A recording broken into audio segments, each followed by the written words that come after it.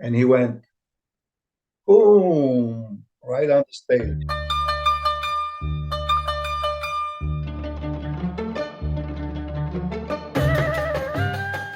Today we will travel back in time to Lebanon, to the early 1970s.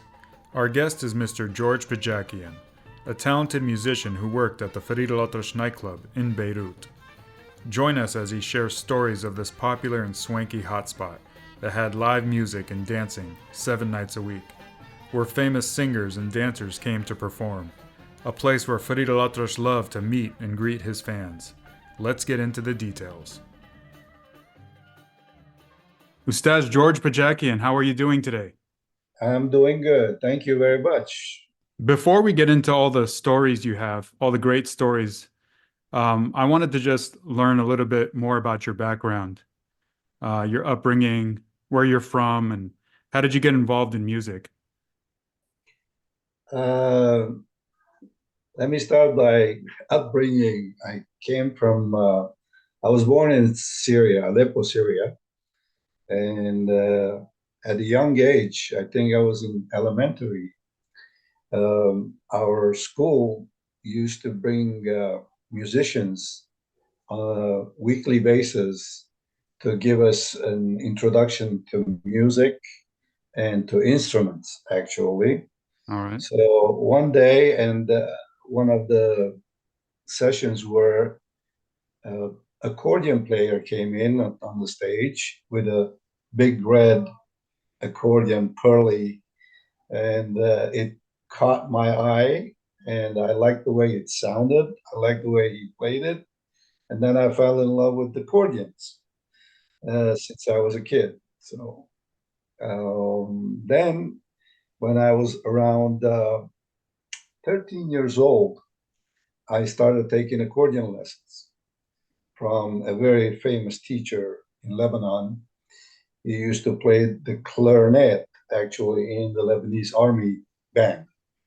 Uh, so to tell you how I got to Lebanon, at a younger age, we moved to Lebanon. That's why I started going to school in Lebanon, and I learned all my music in Lebanon. Okay. So that's how I got involved with music. I started playing Armenian. I'm Armenian in nationality, but since we grew up in Syria and Lebanon, of course, the Arabic music is like embedded in our uh, head and in our soul. So I Mhm. started playing Arabic music also on the accordion. So and then I evolved into the keyboards came in, the organs at that time. They called it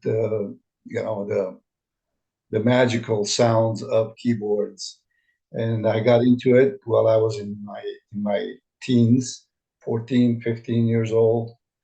At 16 years old, I was playing in actually nightclubs for belly dancers Oh, in wow. in Lebanon. Uh, So this and was the late 60s, I would say, or around in the 60s when that sound yes, started. It's a great sound, great time in yes, Arabic music. my first keyboard was a Farfisa Fast Five. That's what the model number was. Okay. And it was amazing that uh, the keyboard was accepted very, very vastly, like in a way, like it's a new thing. Everybody wanted to play it. Everybody wanted to go on stage with it.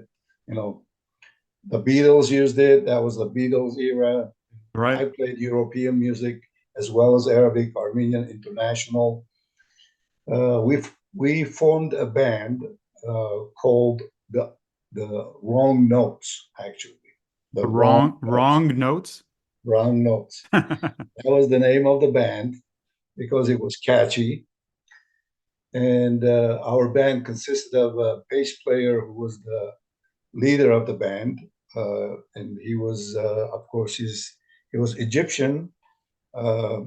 His name was George Labad, and we had a guitar player who was Samir, saxophone player from Lebanon. Samir was from Iraq, Lebanon, the saxophone player. Ringo was an Armenian guy. name is Jacob Hago, but we named him Ringo because his nose was just like Ringo Starr and the Beatles. So we became very good friends and we formed a band. We were supposed to have um, traveled to Djibouti, Africa, because our representative sold our contract to Djibouti in a holiday in Djibouti. What happened? We were ready to go a month before we went. Um, uh, he came to us. He says, "Listen, the band from Djibouti was not let go because they renewed their contract. Uh, I found you a better contract here with Stas Farid Al Atrash." Oh, Wow, you went, that's great. Let's go. And he said, but you have to go for audition first. There were 16 bands were fighting for that position. So our band was selected by Ustaz Farid Al Atrash. amazing. Amazing. So he was there during all the auditions. So now you're getting to the point I wanted to get to next, which was you worked at the Farid Al Atrash nightclub in Lebanon. Yes. And can you, before you tell us about all the great stories you have with Ustaz Farid Al Atrash, can you explain what was this nightclub?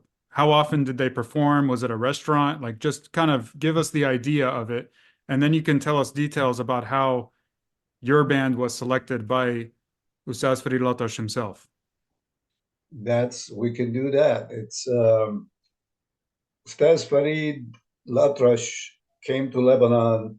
He had a dream of opening another casino because Lebanon had only one casino at that time, Casino de Ruban in Mhm. French. And he wanted to open his own casino nightclub, uh, which he was involved with, of course, Lebanese government. Him being Egyptian citizen, he needed a partner to get the liquor license and all the entertainment license. So he chose a very famous Lebanese um, investor who was the son of the president at that time. Um, I'm not going to name his name, um, but everybody knows at that time in 1970s who was the president of Lebanon.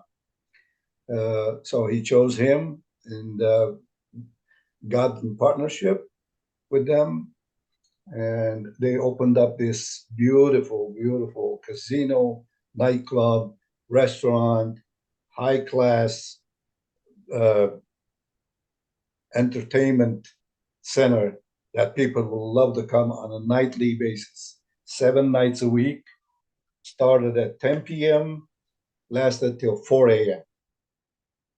And that's how Casino Fadil Atrash started. So it had live music 7 days a week. 7 days a week, live music, live entertainment, several famous singers, Isam Raji, um, Taroob, Muhammad Jamal, um, and several other famous singers performed. Even from Egypt, they had performers coming. Shukuku at that time Yeah. was very famous. Samia Jamal was Farid Atrash, Staz Farid Atrash's uh, love of dancing was Samia Jamal. She would perform as well She was performing a nightly in the casino. nightly. Nightly. The first level was the restaurant and the nightclub. Then you go another level down. That's where all the casino with all the casino layout was on the very basement bottom of the structure. How involved was Farid Al Atrash in this nightclub? He was actually there every night, except when he had business travels, performing travels, uh, getting prepared for a big performance, uh, concert. recordings. That's the only thing that kept him away from the night.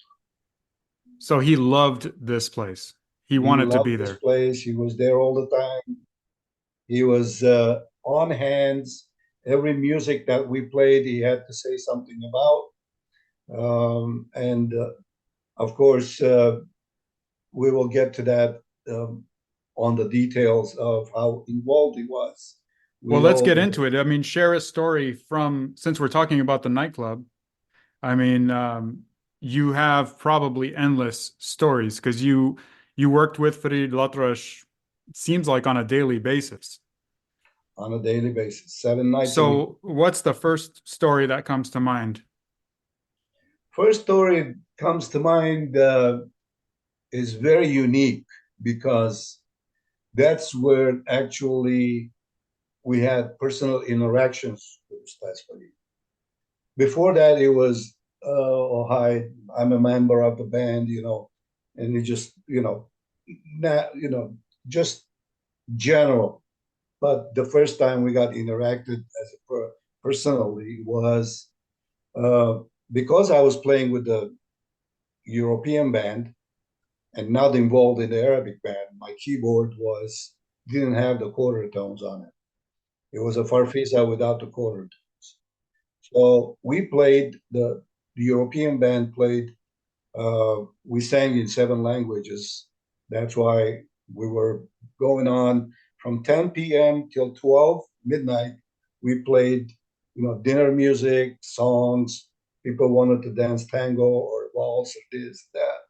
You know, that was the environment until 12 p.m. At 12 p.m., we went down. The Arabic band came, uh, and it was led by Fuad Abdel Al, master Oh, band. absolutely, yeah. Yeah, the band was a great band. The keyboard player, not the keyboard player, but the accordion player was Hassan Abu Saud every night. He never missed a night. The famous, the most Excellent player. talented accordion player in the world, Hassan Hmm. Abu Saud. And he was my very good friend because we became very good friends. And I learned a lot from him on the accordion. And because of my little bit of my Armenian style, he was amazed. He would look at my fingers, go, I don't do that. How do you do that? And uh, and that's because of the soul. There's an Arabic soul, Armenian soul on Absolutely. the accordion. Everybody has a different style of playing. So then they played from midnight till 2 a.m. with a belly dancer, a full show, 2 hours. After the 2 hours, we came back on from 2 a.m. till 4 a.m., continued European music. Oh my gosh. That was on a nightly basis. And Ustaz Farid Latrash would be there till that Would late, be the or would whole he leave? time. He would be there the whole time, enjoying the crowd, but he wouldn't be sitting in the crowd. He would be there's a room up there Uh-huh. waiting for we're in the stage here, and they're up there in the upper level with a big window. Nobody can see, a dark glass, and that's where all the musical, the the mastering, the The control the room, yeah. sound engineer Hmm. sit there 7 hours, and he would have moved from there. So Stas Farid would be with him most of the time. Then he would go down to the casino, play a little bit, see his friends, come back up, do a walk around. We'll see him. He'll wave at us. He'll go back. That's how he operated. I met you a few weeks ago and we had a quick conversation. You mentioned something about one time on New Year's Eve when Farid Latrash came up to the stage. Can you tell that story? I think that's an amazing story. Yes, yes. Before that, what I was mentioning, Farid, is Stas Farid was very concerned about the music we played. And one night, the reason I interacted with him personally was uh, a new singer came to us from London, a young lady, wanted to sing an Arabic song, which was Diggy Diggy Yarababa. Yes, The yes, name of the yes. song is Diggy Diggy Yarababa. Hmm. And he wrote it for a singer called, very famous singer, Samir Yazbek. Right. Samir Yazbek sang the song, and this lady wanted to sing that song. So we are playing the beginning part, and then it's all fine because it has no quarter tones. Then we come to the middle part where it has quarter tones, and I'm playing it on my keyboard as a major key, not a quarter key, as a rust key. And then Stas Farid was just sitting there because he listens to all the performances before they go on the stage. So he goes, no, no, no, la, la, la, yabni, la, la, la, مش كده, مش كده. So in his way, not mad or anything like that, but he was very, very finesse. He came to me, he says, where's the quarter tone? You don't have a quarter tone? I said, no, this keyboard doesn't have the keyboard. He says, خلاص أنا هجيب لك keyboard, يعني هجيب لك quarter tone خلاص. The next day, the same day actually, he called Egypt. And I think he spoke to Magdi Husseini. Hmm. Magdi Husseini was a famous keyboardist, of course, at that time. And 2 days later, we had a quarter tone keyboard on the stage. Just like, boom. So that's how we got introduced as a person. And then he taught me all the Arabic music. He taught me all the quarter tones, what the rust is, what the bayat is, what the siga is, and everything else. But Ilatrosh taught you personally, or you're? Personally. Oh, wow. Wow, Personally. wow. So he really thought highly of your playing and wanted to teach you and He mentor wanted you. that. The reason he taught me is because he wanted me to join the Arabic orchestra as well as the European orchestra. Got it. Got it. So Because I you would played play mostly Western music. Instead of 4 hours, I played 6 hours. Yeah, and you mentioned about the quarter tone. You know, there are very few songs of his that have no quarter tone, even the ones that sound very Western. يا زهرة في خيالي. Yeah, Zahratan fi Khayali is one of them, and that might be one of the reasons why it's so universally played. But Right. even songs like Wayak and Albi Muftahu, I mean, these Mhm. songs, they start sounding very Western, but he Right. always put in the quarter tone Yeah. and gave That's it his that style. Eastern feel. That's his style. Yeah. Of course, he's not going to accept, playing Yes. the note wrong. That's why he went, no, no, no, no, no, no, no, not that's not you. You're not gonna play that in that key. No. So that was my interaction with him personally. And that's when we became very close friends. Even though I was very, very young. I was 18 years old at that time. Back to New Year's Eve. Okay, so you made friends with Farid Al-Atrash. You see him on a daily basis, and you guys are playing in the band. So now we understand all that. And you guys had a New Year's Eve party. And what happened on that day? Oh, New Year's Eve was like, all the bands, all the musicians will get paid double on New Year's Eve. Mm-hmm. That was our contract, because we had a 7 nights a week contract, and that was the contract. But Ustaz Farid was very, very generous. He was very, very generous, and it was like this: his open hand, always, always, give, give, give, give, give, and do not expect anything back. That's how Ustaz Farid was. So on New Year's Eve, the first year that we worked with him at the nightclub, uh, we were performing, and right at midnight, at 12 o'clock, he comes up to the stage. I think he was gambling downstairs. He came back with 40,000 Lebanese liras, blue 100 liras. And he went, boom, right on the stage. And we're talking over $100,000 of today's money. That's how much money he threw on stage just for your band. It sounds Yes, like yes, yes. unbelievable. Unbelievable, unbelievable. That must have been a good day. That was a whole year's pay. It was great. That's how humble and generous he was. Stas Farid. Right.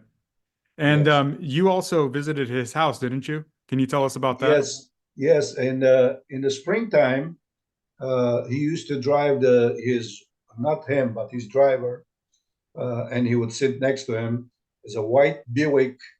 I think it was a white Buick Electra, the biggest Buick you can get, and it was convertible. Beautiful.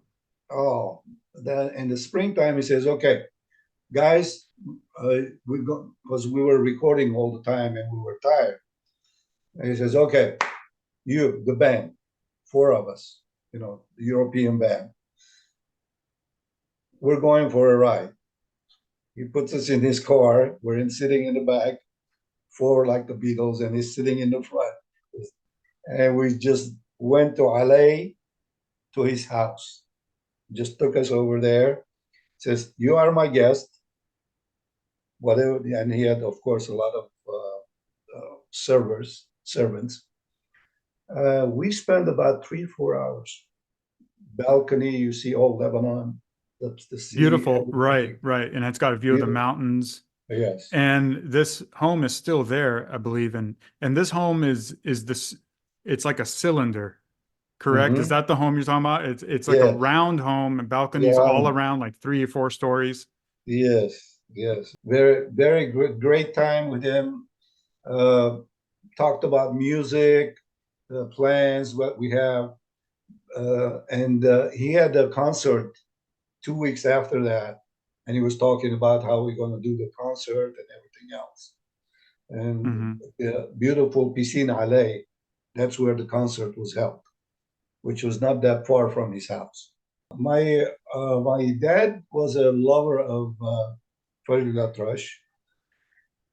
Even back in Syria, he used to go to his. I remember being a kid. He used to come back from movies, with Farid Atrash's movies, and he would learn all the lyrics and the music, and would come home and sing it to us in one session. He would learn the whole thing. That's how And watching dedicated a film, he would come back from and know watching a all the film. songs. He would learn most of the songs. I would remember he'd come and sing it to So that us. means he had a musical talent, your father. My father was a Derbeki player. He was a tabla player. He performed with Sabah Fakhri, Abu Salmo in Syria. Well, famous singers, very famous. Um, so he had the musical talent. And as a kid, a couple of times I remember going and performing with him on weddings that are on top of they call it a satah. They did the weddings with, at that time, on top of buildings where there's a big opening, and they put lights on there and everything, and put speakers, and the whole neighborhood would hear, Sabah Fakhri singing all night, or Abu Salmo singing all night. I would perform with him on a duff, you know, on a, he would let me play the duff with Awesome. What him. about the time in the nightclub when somebody asked Farid Al-Atrash to sing on stage?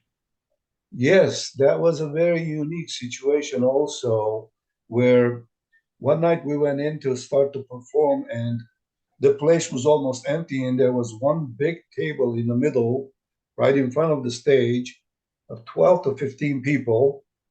And from the appearance, we knew that they were Kuwaitis. They're from Kuwait and Khalij, Kuwait. The appearance was, of course, and it was one of the princes of Kuwait. Oh, really? And he just took the whole place. He said, "Close it up. I'm going to be here with my family. I don't want anybody else." So he paid for the whole thing, Wow. and that was it. So unique that night.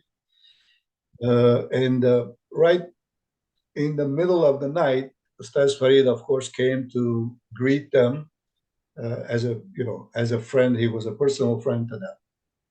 So he came and sat with them, and of course, conversation. We're playing music. The Arabic band came on. All of a sudden, the Kuwaiti prince asked Ustaz Farid to sing the song for him. And he said, well, I don't perform in my nightclub. I perform only on my concerts. I do concerts. I have a concert in 3 weeks. You can come and listen to me there. Meanwhile, he told the sound engineer to play his favorite song, which was the Kuwaiti Prince song, was Al-Rabi'. He put the song on from the whole system, of course, the sound system. And they listened to Al-Rabi' in the whole song, which is pretty long, of course. Yeah. And we just stood there and listened to Ustaz Farid's recording. So the Kuwaiti Prince was very, very pleased with that. Oh, good. Good. And they were good friends because in the preceding years, Farid Al-Atrash went to Kuwait many times and recorded many videos. And thankfully, a lot of those videos are still available, and we have them on YouTube of his recordings, studio recordings on camera for Kuwaiti TV. Yes. Yeah. So that is very special. Yes. And before we move on to your studio recording with Farid Al-Atrash, wait, you mentioned concerts. Did you ever play with him in a concert? I played with him in the concert in Piscine Ale. You did? One concert. Yeah. Yes. And what do you remember what songs you played? I was playing Rabi', Ya Habibi Ya Ghaibin on the accordion with him. But on the recording, I played the keyboards. I played the farfisa in Studio Barakat in Lebanon. So when so you left in 1973, at the end of 1973, right? At the end of the and so Ya Habibi Ya Ghaibin, he actually performed that in 1973. Is that correct? Before the movie came out. Yes. Yeah. Yeah. Okay. Yes. And you also recorded Ya Habibi Ya Ghaibin before you left. Just tell us how that happened. That happened. There's several. Of course, we recorded in several portions, like the studio work does. So the middle part was played, and then the whole band, of course, several times until Ustaz Farid was okay. This I accept this. I delete that. Delete this. Yes, this one. Go with this one. Go with this one, and etc. So we came to the part where he played before the last verse was the music comes on, that part. And Ustaz Farid said, okay, I want to hear it in two versions, one with an accordion, one with the keyboard, so for the new era to hear it in that. So I had my Farfisa keyboard, and Hassan Absoud, the best accordion player, was with us. Of course, he was recording. So that part was played in 2 times with an accordion and 2 times with the keyboard.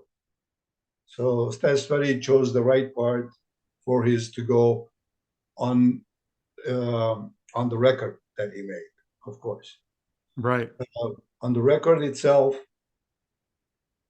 it's the keyboard portion that was recorded.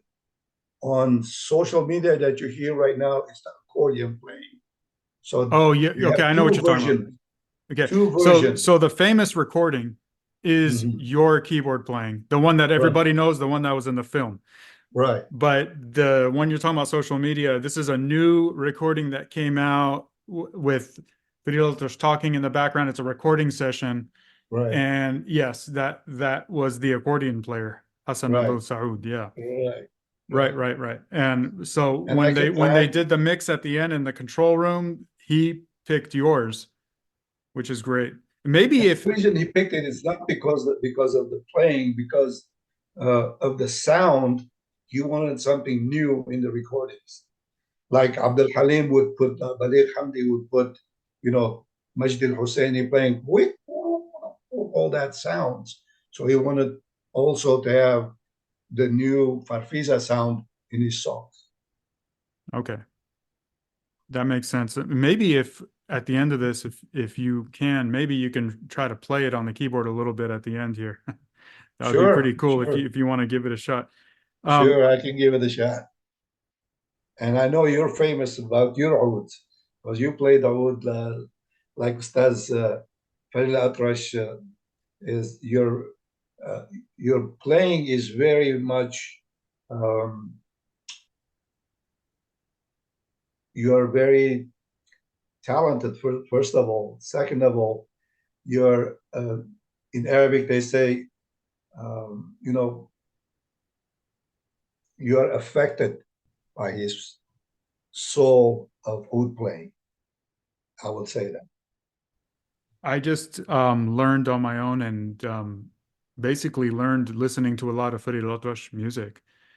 And I used to be in a band and I played all kinds of music, but I kind of, when I started this channel, I thought, well, I'm going to start playing some Farid Al-Atrash songs. And then the channel, now I spend very little time playing the oud. I do a lot of remastering and things like that. But the thing that people say to me all the time is that you have a lot of feeling.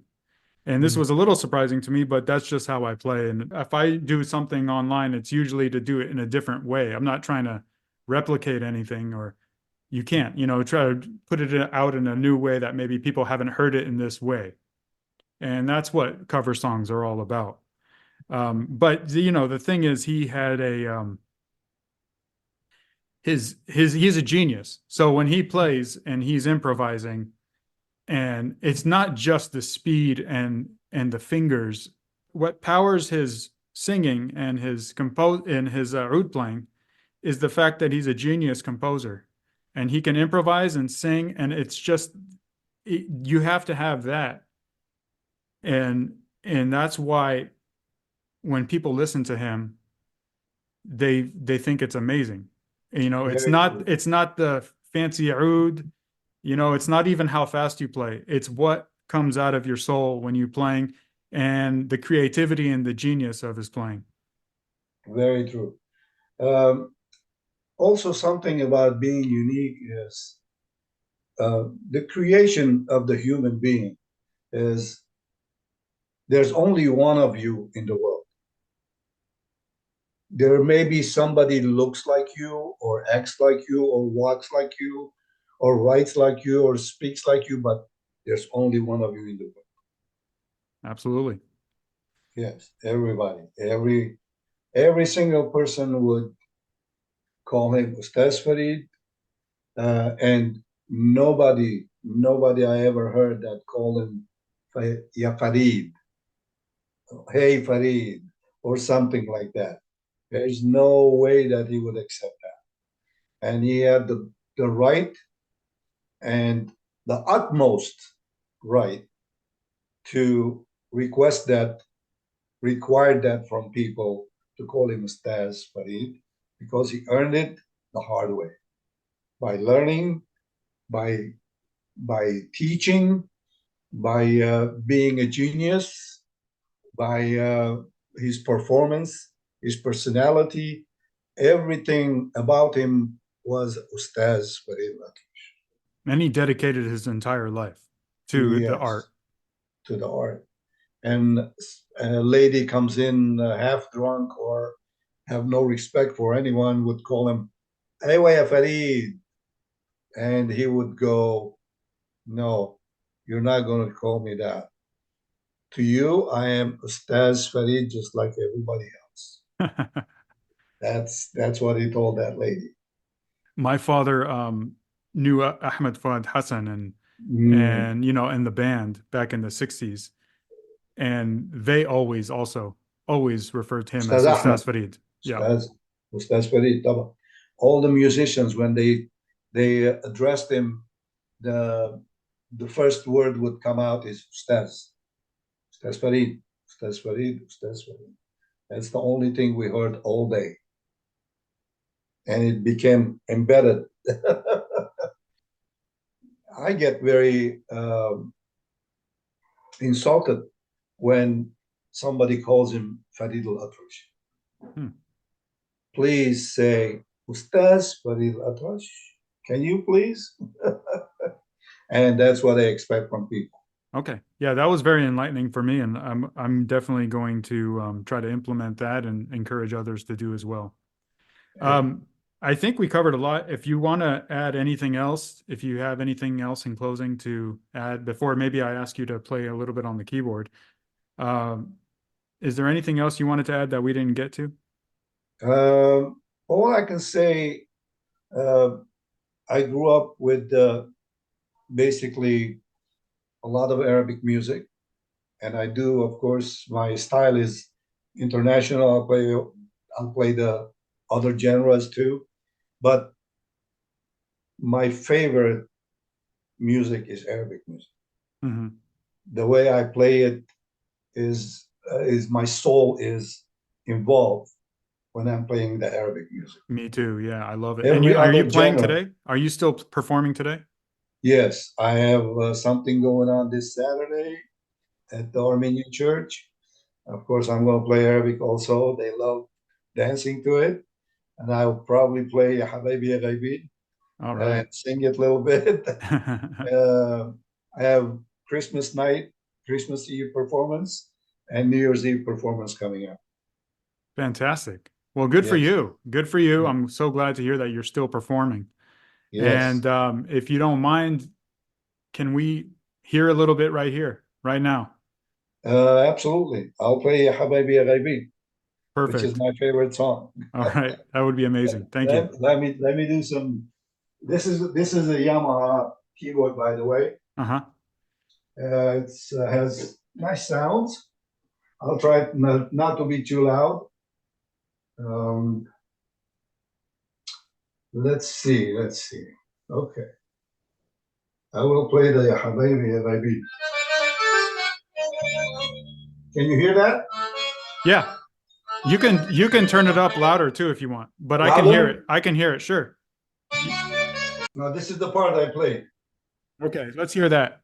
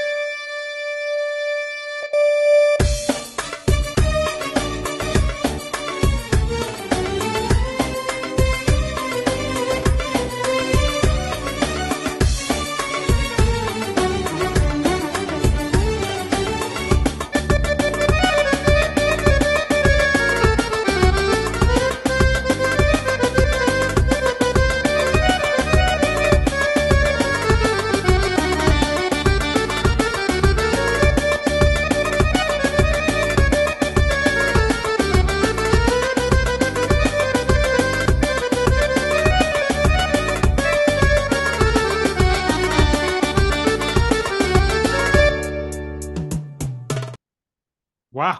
Oh, unbelievable. The fingers are so fast. That's all. You know, That's what that I played on the I recording. know. I mean, I play that. I like to play that once in a while on the keyboard, and that part where it goes da da da da da da da. That's really hard. You got to have some fast fingers. Unbelievable. Well, uh, I I lost a lot of last fingers, and it's getting a little rusty, but I still can perform. No, you nailed it. You nailed it. Thank you so much. Awesome. So that's the part we played with the Stas Funny. I Yeah. think Right. this is the part from Ya Habibi Ya Ghabin. Samir Yazbek would sing the song Habina also. Really. Yeah. That's to let the people know that he can sing that. And Well. then he would continue it with the Gia Rababa and all that. Right. Mix it all together Right. because they're in the same scale of Right. Right. And Right. Wasat, Hijaz and Wasat. Well, thank you for bringing us back to this beautiful time, beautiful music, beautiful era. And it's really been a pleasure and an honor to have these stories and have you with me today. My Um, pleasure. so I thank It's you. my pleasure I as thank you well, very buddy. much. And I really believe that his legacy will live on forever in Absolutely. our hearts and in No doubt generations. about it. Yes. Yeah, for hundreds and hundreds of years. Absolutely. That's what I believe as well. Well, hope to meet you again and play some music with you as well. I would love that. And I would love any chance I can get to go down to beautiful Palm Springs when I can. And I went there for the first time and I loved it. So let's do it. Let's meet again sometime and keep in touch. And maybe we can do this again as well. Absolutely. Absolutely.